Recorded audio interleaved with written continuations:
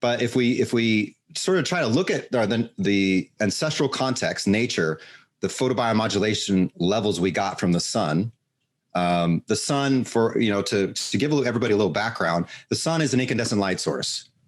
So incandescence is when in nature, this is the light of nature. This is analog light. When you heat a material up hot enough in nature, it begins to emit light naturally. And it does so in this very predictable curve that has a long tail in infrared. That's called the full spectrum emission. You can derive this actually by integrating Planck's law and doing some fancy physics. And when you do that, you can predict the curve. And when you measure the sunlight at every wavelength, it perfectly matches this curve.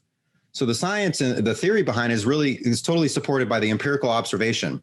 So in fact, we can do that with all incandescent light sources, which includes fireplaces, candles, anything that's burning. You heat an iron rod up really hot and it glows red. That's incandescence. And then of course, what we do here at SaunaSpace is incandescence. We have this filament. Let's see if I can get this in the camera. So this is the photon. Inside is our custom-made thermalite bulb. It's a specialized bulb that emits a lot more light therapy than a standard heat lamp. Anyway, the filament inside is at about 2400 Kelvin or so.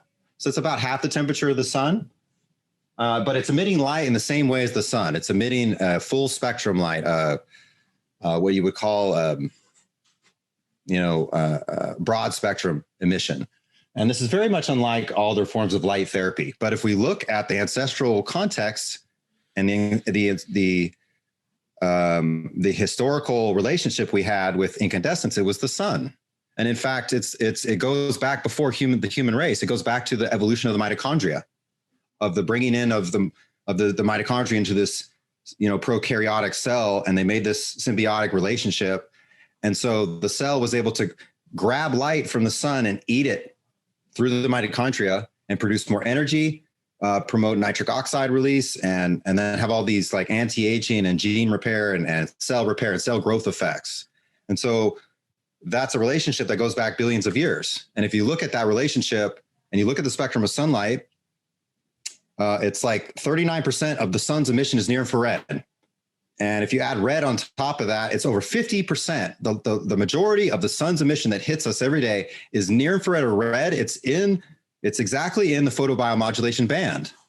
And I don't think that's a coincidence. So when we sit out ancestrally under the sun naked, or more or less naked every day, we got this huge dose of near infrared that didn't just make us feel good by heating us up. It's actually making us feel good by stimulating cellular healing in every cell of the body. Keep in mind, we have mitochondria in literally every cell of the body except red blood cells. And, it's like this primary vehicle that we have.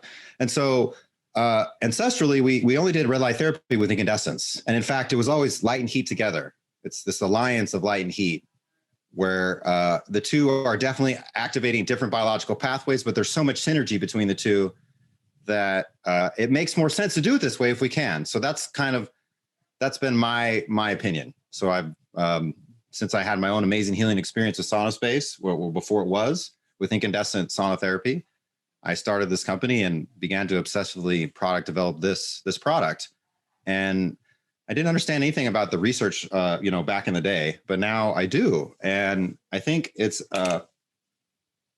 really fascinating that in the sea of sauna products, in the sea of light therapy products, how popular we've become, how much value we're bringing to customers. And that's because we have a red light therapy that's more naturalistic and it feels better. And it conveys all these heat therapy benefits as well. And the hugest part of them, and probably the most fascinating thing about all of these, I think, are the cognitive benefits.